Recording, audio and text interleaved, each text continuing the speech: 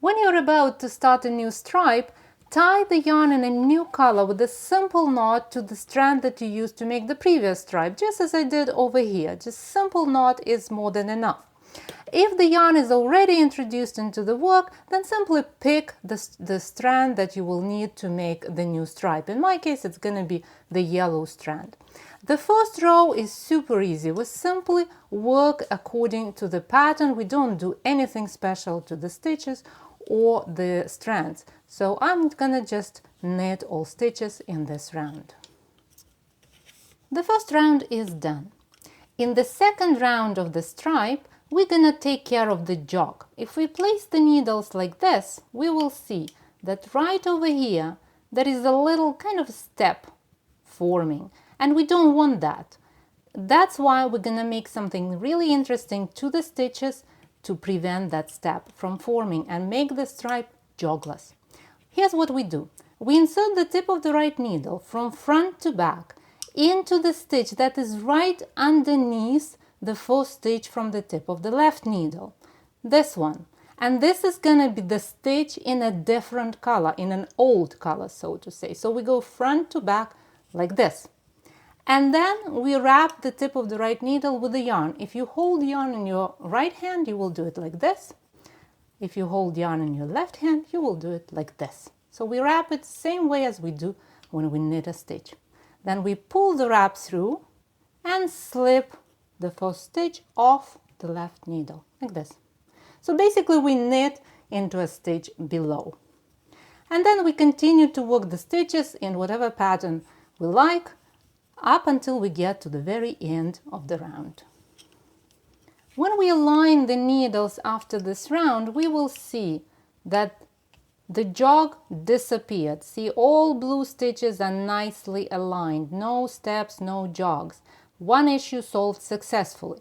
In the next round, we're going to solve another issue that we face when we make wide stripes. We're going to anchor the unused strand that is right now hanging, just simply hanging at the back of the work. Here's how we do it. We bring the yarn, the unused strand, from back to front over the left needle, like this. We simply wrap it like this. See, from back to front. And then we insert the tip of the right needle from left to right for knitting into the first stitch from the tip of the left needle and into that wrap, like this.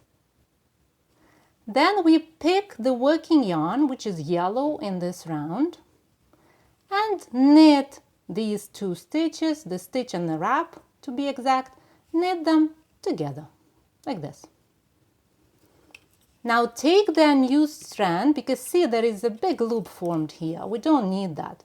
And pull that strand pretty nicely to tighten that loop, because we don't want it to show on the right side of the fabric. Then pick the working yarn again and continue to work the round. The unused strand is anchored, and now we can relax and work one rest round. So the fourth round of the stripe is gonna be just a plain round where we work according to the stitch pattern that we follow. And that's it. As we continue to work on the wide stripe, we're gonna alternate the round where we anchored the unused yarn like this and then worked it together with the first stitch, with the plain round where we don't do anything special to the stitches or the strands. We simply work all stitches according to the pattern. So we alternate these two rounds, and then we get a lovely stripe that is jogless, and we didn't have to cut any yarn and to end up with lots of yarn ends to weave in later on. The unused strand was neatly carried up the work. It shows slightly because it's still kind of a little bit bulky, so the first stitch of the round is a little bit embossed, and you can see it clearly because the yarn is so thick.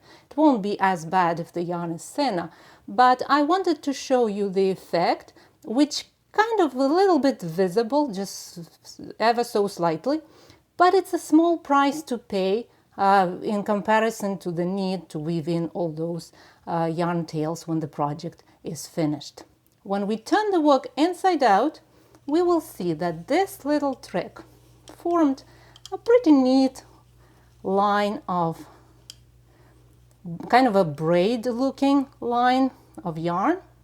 And because we wrapped the unused strand around the needle and then worked it together with the stitch, we have enough yarn in here not to interfere with the stretch of the fabric. So as you see, the fabric in this place is as stretchy as it is anywhere else in this swatch.